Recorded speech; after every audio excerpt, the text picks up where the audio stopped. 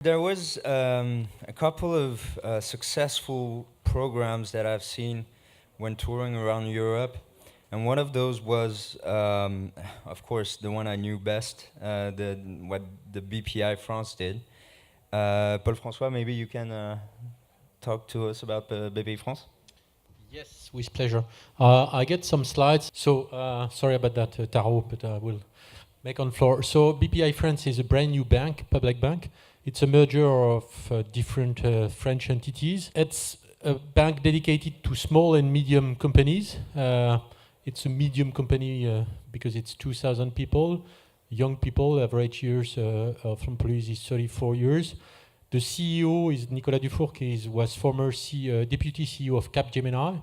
So it's really, I would say, public banking, but led by a private senior executive. And we are mainly having two I would say, mission. First is financing the small and medium entities with loans, guarantee, and innovation loans, venture loans, subsidies, and all those innovation stuff. And the second part of the activity is investment banking. We have 20 billion euro under management with different activity from fund of fund to small and medium cap dev, venture capital, and all the activity. So it's one of the largest team of investment, 350 investors making all kind of investment in all the French area. If we go more in detail into what are the levers we've got on the innovation ecosystem, there are three pillars of our activity. The first one is around everything that deals with financing. In fact, we are mainly, I would say, financing company where the banks are not able to go because we are able to take more risk than the bank ecosystem in France is able to do.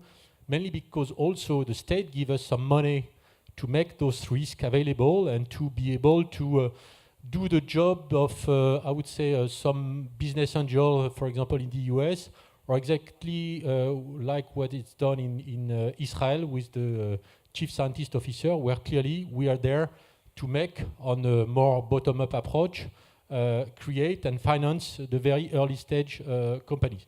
So it's around 1 billion euro because we have, I would say, grew up the investment in this financing part. 1 billion euro each year, which is injected in the small and medium innovation ecosystem, from a standalone company to a joint project where we finance a collaborative project in between several companies and some R&D team to be able to help them to collaborate more, which is one of the issues that we've got in France. The second pillar of our activity is around direct investment. We have 4 direct funds, one on biotech. This specific fund is also with 6 biotech company, world-class biotech company, which are LPs of this fund. We have an ecotech fund, we have a digital fund, and we have a large venture fund. I will come back on this specific one. In all those funds, we are clearly co-investing, and the job of this fund is for us to clearly understand the market, especially for fund of fund activity. I will come back to that. But it's also to be able to, I would say, sometimes push a little bit the private ecosystem, especially the private fund ecosystem, to be able to raise, for example, the amount of investment done in some companies. When we, an example, when we invest with the digital fund, Ambition Numérique, the amount of money collected by the startup is 25% more than when we are not in. It's clearly because we want the average amount of capital delivered to those companies growing up, and we are trying to support that to create a stronger ecosystem. One word on the large venture fund. It's a $500 million fund that we created 6 months ago. It's mainly because we know that in France we are able to finance those companies up to, I would say, 8 to 10 million euro, but more than 10 million euro, they need to go on the US or UK ecosystem, which is fine, but we want also to be able in France to give to this ecosystem a specific, I would say, ability to have a French opportunity to make a joint investment into those companies. So this fund is dedicated to investment of more than 10 million euro, up to 50 million euro. And clearly, we are there to accelerate the growth of an ecosystem which is more and more important, of companies which are able to get, again, more than 10 millions. We are also supporting a lot of IPO. We get almost 15 IPOs in France in the past 6 months, and half of those IPO we were corner investor of those IPO to be sure that the amount of money collected is, I would say, enough to support the growth of those companies. And the last pillar of our strategy is clearly fund of fund. Let's say it's the main element of the strategy. We do not want to nationalize, I would say, the ecosystem of private equity. We clearly want to support a strong fund of fund and a strong private venture capital ecosystem. That's why we finance 60 60 venture capital fund. We are LPs of those funds. It's clearly to leverage and help them to find money because it's hard, obviously, in those days to find money in the venture capital. And we are there, like the FEI and other public ecosystem, to help them to finance this ecosystem. And that's our main strategy. Again, we are very happy about those 60 funds, and we are very happy to help them to grow. The specific large venture initiative was clearly a very pragmatic one to show that there is a market and that we can, in France, get this deal flow. But we are obviously trying to find private VC to be able to raise those kind of funds in order then to, I would say, take the business, and we'll go back to the normal and current business. But it's clearly, again, to go quick because we feel that the French ecosystem need those kind of investment in the next, I would say, 2 years. Taro, I've been maybe too long. I mean, there are two types of panelists here. Those who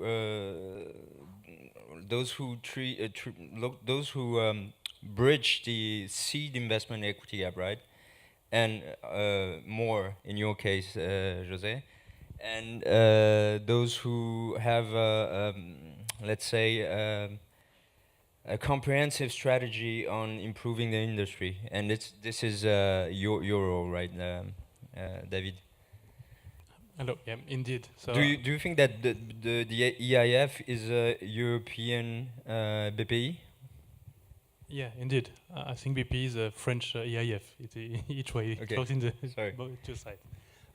So actually, yes. So I think most of you know EIF, but typically what we do, we have, as we say, a toolbox to finance innovative SMEs in the EU. And we do it in an intermediate mode, meaning that we have a fund-of-fund model. We are managing a couple of different mandates, focusing for each of them on specific geographies or sectors or stage of development of the companies. But typically, I think we are the largest LP in Europe in the VC space. We have 3 different investment teams, so one for the venture capital market, one for what we call the technology transfer accelerator, so meaning a team investing in funds which have strong relationship with research centers, should that be public or private, and also universities, and this team is very often co-investing with the FNA in France, so the Fonds National d'Amorçage. And we also have a lower mid-market team targeting more funds with a strategy of small buyout mezzanine. And in the venture capital space only, we have a portfolio of approximately 300 funds in which we are invested. And on average, we invest between 550 and 600 million a year in 20 to 25 deals. So indeed, we have a strong positioning and strong role together with BPI in France and similar entities in other European countries. And this is mainly due to the fact that VC in Europe started really to raise in the middle or end of the 90s. So now we are coming to an end for this fund, and we have a clearer view on the final performance, which is not that great in many cases. And that's also a reason why it's very hard to raise money, because for these funds, attracting private investors is very difficult. As Nicolas Dufour mentioned earlier this morning, I think if you look at the IRR of BPI for the vintage 1995, I think, or 2006, the IRR was 2%. It's clearly not enough to attract private investor. It will be much more productive and profitable for him to invest in in liquid assets. So it's very difficult, and that's also the reason why public money has to be here to support this segment of the market, which could have disappeared a couple of years ago. And now I think there were some reports and studies published over the last couple of months. I think public money represents between 30 and 40%, depending on the spectrum of the studies, but 30 to 40% of the market in Europe. It's nice for us, it's a nice positioning, but it's not natural. It's not normally, it should be the private sector financing innovation and not public money. And do you, I understood that you're the largest LP in Europe, etc. But the funds you invest in have to be closed at some point, right? And attract private money. So do you help those funds close their funds?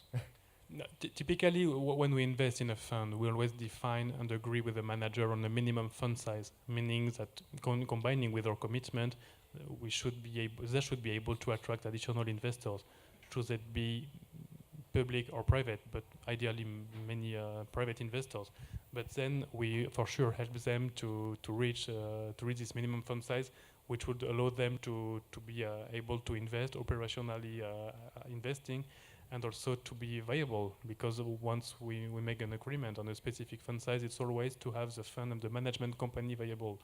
And the trend for the last couple of months and years at EIF is maybe to invest in a fewer number of funds every year, but to invest larger tickets, because we all have the same view, which is that there are maybe too many managers in Europe with under-optimal fund size. Like that's the same view as the BPI, right?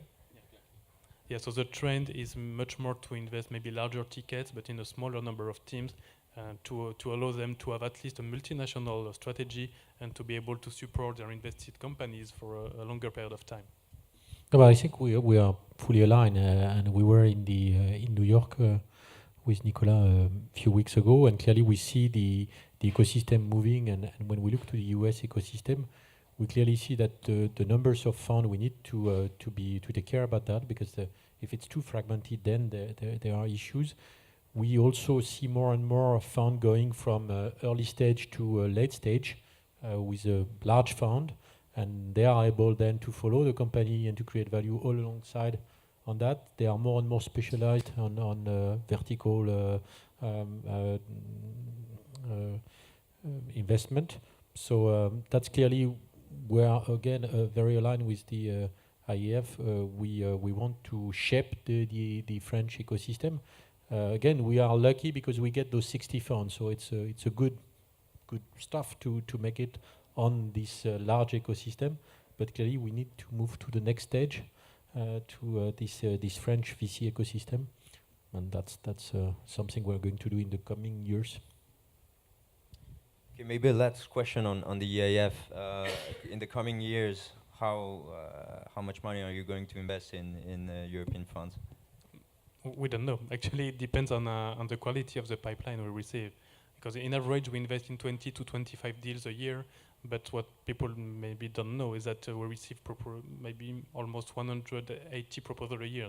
So meaning that we have a very high selection rate, and we are very selective. We, contrary to what some people may sometimes think, it's not because we are managing public money that we have to invest in a proposal we receive. We do it as if we were a private player, meaning that we first assess the commercial potential of a deal. So, for example, is a first-time team able to raise money at the EIF? If they come with something very new and very different, if they bring something which is not yet already available amongst the dozens of managers which are already active, for sure. Okay, thank you. maybe we could instead if we have some questions already on the public fund of fund side. No questions. On the seed investment, that one of the programs that I've actually seen struck me, because when I was in Portugal, José, everybody talked to me about Portugal Ventures as the leading player in seed ventures. And when I went on the internet website, I understood that Portugal Ventures is actually public, or semi-public, and investing on all stages, all maturities. So could you tell me a bit more? First of all, thank you very much for the opportunity, Taro. If I may, one step back, just to tell you a little bit about how the public policy in Portugal is addressing the issues that we have been discussing here. I'm also non-executive chairman of the other public company, which is a limited partner company, fundamentally, with about 1.2 billion euros of assets under management, basically funding private funds that are managed by private operators, pretty much as a fund of funds, and also providing credit facilities to the economy, not by providing the credit itself, but by developing arrangements with the financial sector in Portugal and facilitating the access to credit. In the past 3 years, these facilities have been particularly important because of the credit crunch in the economy. And to give you an idea of the value of that public policy participation, basically about 1 billion euros managed to bring to the economy 10 billion euros provided by the financial sector. So basically what the other company, PME Investments, does, it really lowers the cost of credit to the companies, and it facilitates the access to guarantees that the companies themselves will not be able to do. So it's very simple, but it has had a very powerful impact in the economy. Now, the other part, and now focusing on Portugal Ventures, the roots of Portugal Ventures date back about 25 years ago, when the first public, private equity, and venture capital companies were created. And 2.5 years ago, there were about three of them. And I was appointed by the government CEO of all three with the mandate to merge them, and that was when Portugal Venture was created. Now, looking at Portugal, we and trying to identify the role that a public entity should play, we try to identify gaps in the market. Today, we can say that private equity participation by private operators is pretty strong. So public participation in private equity is marginal. So we are divesting from private equity. And we are focusing on venture capital and addressing very specific, well-identified market gap. The market gap is all about building and structuring the investment pyramid from the base to the top. And what we have started to do is starting at the base, right? But we are not limited there, so and the new challenges will come addressing the follow-on investment rounds up to the top. Now, again, looking at Portugal, very diversified, very scattered resources, small groups. And what we have been trying to do is to aggregate efforts, allowing all the entities to keep their own spaces of existence and autonomy, but making sure that we create an environment for everybody to cooperate. So we designed this Ignition program, and this Ignition program has 4 components. The first addresses the problem of generating deal flow. And we have created Ignition Partners Network, which basically aggregates everybody in Portugal interested and mobilized to develop the economic value of knowledge. Universities, research centers, accelerators, incubators, you name them. Even corporations are our partners. So their role is to fuel the deal flow, to prepare the entrepreneurs, to make sure that the startup projects that entrepreneurs are dreaming of are investment ready. Okay, so we have 42 partners, national coverage. Then the second program is the important investment tool, and it's called for entrepreneurship.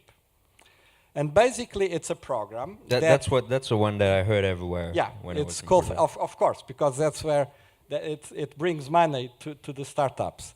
So the Call for Entrepreneurship is a program that runs every 3 months, and it's open 1 month. It's a 1 month window where entrepreneurs can submit their startup projects online, so everything is online. This window is open every 3 months. We started in October 2012, and so far we have been able to execute it as a sweet spot, very precisely.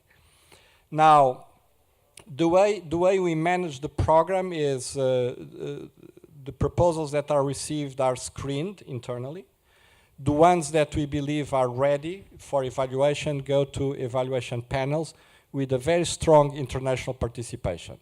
We have today a pool of around 300 evaluators. 50% are based in Portugal, 50% are based outside of Portugal. This element of opening up the ecosystem to the world is critical in everything that we do, and starting with evaluation. I will come back to that to give you some numbers of what we have done in the past year and a half.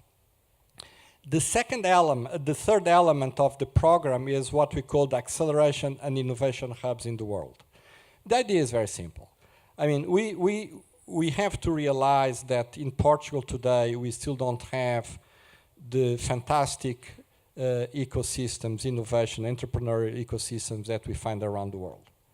And what we want to do is to make sure that the startups that we invest in, they can have the best that is available in the world. We have one in the Bay Area, in San Francisco. At the beginning of this year, we created another one in Boston, in the East Coast, and we have plans to go around the world. This year, we'll go to Asia, then we'll go to Africa, and then to Latin America. The idea is very simple, is to have kind of aircraft carriers that facilitate the participation of the startups basically in all geographies in the world. It's very simple idea. It's a shared space with local partners. So we identified local people that know well the local system, the ecosystems, and establish all the contacts that the startups may want to have. The fourth element is on the capital side. And again, what we are trying to do is to aggregate participation from the private side. And we have created Ignition Capital Network, where we are aggregating business angels, making sure that they participate in our programs, they follow the best practices. This is a very fundamental element that we are trying to do, really deploying best practices in what we do, and of course leveraging public capital with private capital. We already, it was started, it was the fourth and the last part of the program, started in October last year. We already have 15 partners, business angels. We have already made 17 co-investments. Our policy for co-investment is very simple. We are not competing with anyone. We are driving private participation and developing the ecosystem. If a business angel tells us that they are capable of doing the investment by themselves, fine, we get out of the way. If they want to co-invest with us, fine, we'll discuss. Usually we lead the investment round. If they are not ready or not willing to do, we do it ourselves. But it's very simple, and the idea that we are not competing is very important because it promotes participation. Now, just to finalize, coming back to the metrics of the call for entrepreneurship, in about 1.5 years since we launched it in October 2012, so we have just closed the 7th call. It's now under evaluation, so the numbers still don't count. We had about 600 startup projects submitted online. Of those 600, we have retained about 100 plus for thorough evaluation with international participation, and of those we have invested roughly in 30. So the rate investment to submission is about 5%. So it's a high rate compared it's to the still a high standards. rate. It's still, I know. If we benchmark with the references that we know around the world, is high, but we have to understand why. So first of all, we know it consciously. So we know that we are doing that, because it's very important to build up the momentum. So starting with the extremely high selectivity rate would be detrimental of promoting participation. And what we want to see happening is to increasing the deal flow, increase the number of projects submitted. For the same amount of capital available, naturally we increase quality. So, and we can do that because we are a public, so we are pursuing a public policy. Of course, from the financial side, guaranteeing financial sustainability of our activity is paramount, but we don't pursue the paramount objective of maximize returns as a private operator should do, because we have other objectives that we are pursuing, and that's part of the public policy.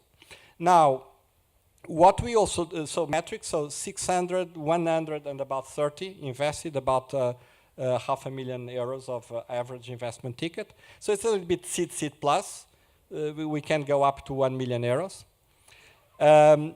From day one, the way we structure the governance of the startups, pretty much as you see in Silicon Valley, international boards. We attract international board members. That's key to promote visibility, credibility to the startups. And it's also important to understand that the people that we are attracting, I mean, from our network, these are guys that would not need to do that. And if they do, is first of all because they believe in the team and they believe in the value of the technology. So that has tremendous value for us. And now, by the end of this year, beginning of next year, we'll be reaching the next big challenge, which is the A-series round, for which we also have a number of instruments, but that's not Great. There is not time to talk about that here. Thank you very much. The one thing that struck me in the UK is that there are not so much of public institutions supporting the industry. However, I've seen that the Enterprise Investment Scheme and more recently the Seed Enterprise Investment Scheme has had a great success in the UK, or at least it was very attractive for UK business angels to invest all of a sudden. And could you tell us more about this type of program that you have in the UK? Yeah, sure. Thanks, Taro. I'm Guy Lewin. I run a non-profit in London called Coadec. We're we're the policy voice of startups. We're sort of a lobbyist trade association for startups, so have a clear interest in access to finance, and that's something that they often raise with The UK France Digitale. Yes, we're the UK's France Digitale, and it's great to be here.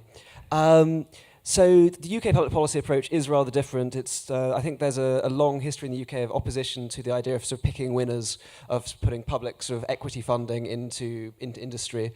There is some of that, and you get in the UK there's an angel co-fund which will co-invest alongside angel investments, and there are some pots of public money. So I know the Mayor of London, for example, set up the London Fund, which through a VC manager invests in London-based startups. But by and large, the policy tool that's been used to encourage investment in early-stage companies has been tax reliefs. And two of these that have been really successful are the Enterprise Investment Scheme, EIS, which has existed since 1993, and more recently, the Seed Enterprise Investment Scheme, SEIS, which came in 2012. And these were really born out of back when the current government was in opposition. So Rohan Silva and Steve Hilton, some of the PM's top advisors on enterprise and on innovation, went out to Silicon Valley and spoke to big VC investors and said, what would it take for sort of Sequoia or for Accel or Accel already in London, but for some of the big VCs to come and set up shop in London. And they really said it was about the early stage pipeline, about the deal flow coming up from the bottom of that investment pyramid. So the policy measures were really designed to encourage far greater investment right at that early stage. So SEIS is an incredibly generous tax relief. If you, as a high net worth individual or even sort of moderately affluent individual, invest in a startup, it has to be less than 2 years old, have fewer than 25 staff, and I think gross assets of less than 1.5 million. But aside from that, it's sort of quite open. You can get upfront 50% tax relief. So you put in $10,000 or £10,000 even in your tax return that year, you get a check back for £5,000. If it succeeds, it goes well, your investment sort of goes up in value 10 times, you don't pay any capital gains tax on that. And if it fails and you lose the money, you can offset the loss against your tax as well. So there's both sort of downside protection and sort of upside maximization. So understandably, startups love this. Because it's been instrumental in getting lots of angel money into early stage companies, and it's also coincided really with the taking off of equity crowdfunding. So equity crowdfunding platforms like Seedrs and Crowdcube in the UK kind of market themselves very heavily as being sort of EIS and SEIS compliant. So a lot of people take advantage of those tax benefits. Okay. What do people like you from the public side and public fund of funds think about bringing huge tax reliefs on seed investments, notably in terms of, I don't know, smart money versus dumb money, etc.? Do you have an opinion on that? It depends what the purpose of the person making the investment. If it's only to use the tax advantage, it's not the right mind for us, because it can be something in addition to his initial willing. But there should be a strong willingness of supporting emerging companies, new innovative companies, and also it's a question of money for sure, but not only, should not be restrictive to the money investment. Okay. Paul-François, according to what José said on regular windows of seed investments on a large number of companies, do you think that I mean it's something that in France we could have, or it's not tilted the right way for France? I think we are quite pragmatic in looking at it. First of all, we have done a huge job in the past 3 years with what we call the FNA, the Fonds National d'Amorçage. So we are about 24 funds. There were almost no funds 3 years ago. So it's clearly because we get a huge lack of seed investment that we're doing the job. Those funds are still I would say in investment mode. We met the first meeting 2 months ago about all those 20 funds. It's very interesting to see that the investment theses are very different. So there is lots of know-how that we need to rebuild on that. So our main focus today is clearly on scaling up this strong action. We are looking because this pre-seed and seed ecosystem is quite complex, and there is no very simple things to be done. But we clearly understand also that in France we have an issue with the business angel. The numbers of strong business angel. I mean, we get people which are on a more tax credit approach. My father-in-law is doing that. I'm not sure he's an expert in investment. He's a very good guy. I love him. But I'm not sure he's very good in investing in startups. He's 75 years ago. He was leading a big company. I'm not sure he's the best investor. But on the other side, there are clearly strong people in France who has led business and which get money. And they could, exactly as in the US, we met Ron Conway, for example. They are doing a huge job to shape the ecosystem and prepare even the ecosystem to the seed. So we are working with it with the IF. There is something to be done in France in shaping this business angel stuff, and we are also, frankly, having a look at what has been done in Portugal and also in Germany, in kind of co-investment. But clearly, we don't have a clear mind of what we should do on that. We are clearly working on it to understand if it makes sense or not. We need to be careful because we have so much, we'd say, action and so much initiative in those days that we need to be sure that that will create value out of what is already done. Thank you. Unfortunately, we have to wrap it up. So thank you very much for coming.